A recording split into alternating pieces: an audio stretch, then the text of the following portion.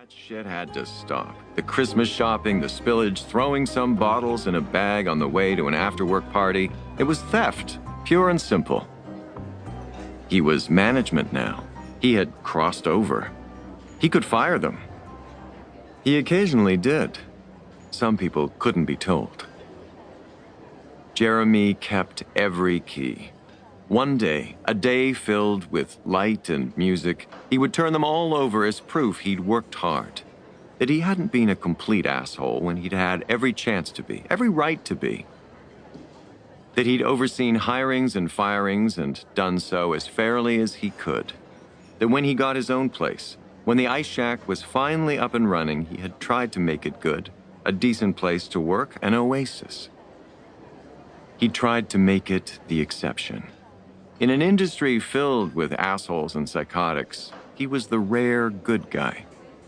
He'd done some shitty things, sure, fine, he was the last person to deny it, but that was only because he worked in an industry filled with assholes and psychotics. He'd been better than he had to be, put it that way. Some bars and restaurants were lawless zones. People spent months or years working up the courage to quit. Others simply walked away, like kids abandoning a game they suddenly realized they were unlikely to ever win. These escapees looked back in amazement that such things could go on without someone, some higher authority stepping in to restore order. It took a long time for their bodies to unclench, for the dread to fully drain out of their systems. The wildest things happened, the absolute craziest, like in a prison yard when the guards had been bribed to look the other way. Sex in a staff bathroom or in a kitchen storeroom on bags of rice the size of fat children. Wads of cash pocketed and lost. Coke snorted off wooden cutting boards stained mahogany by years of raw beef and steak. And worse, really greasy stuff.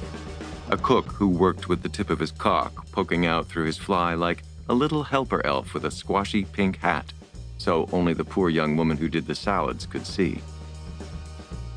An owner who asked his female staff to work in short skirts and no underwear.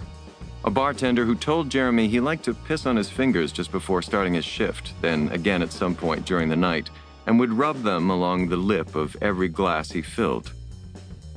He didn't do it out of anger, but rather to keep clear in his own mind who exactly was in charge. And it sure as fuck wasn't the idiots crowding around and yelling at him about how long they'd been waiting for a beer.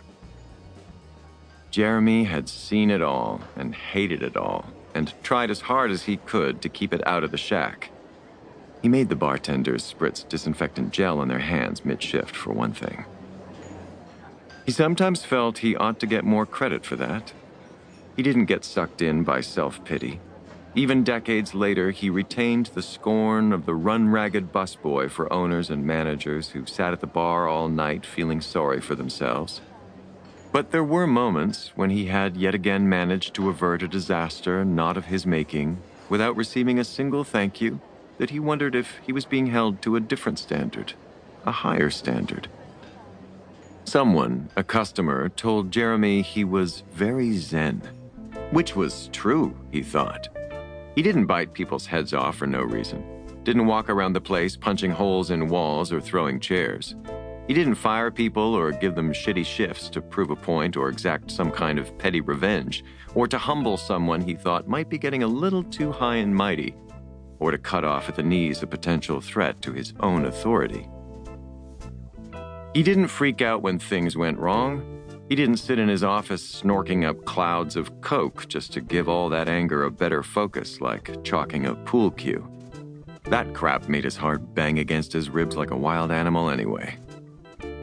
A long time ago, while working for a pair of owners who hated each other and behaved like battling superpowers with the staff as hapless proxies, Jeremy watched a cook getting thrown through a glass door.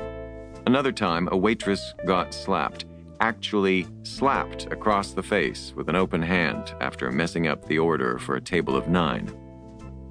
That just wasn't him. He had never hit anyone, ever. Never even came close. How could he? He saw so much, endured so much.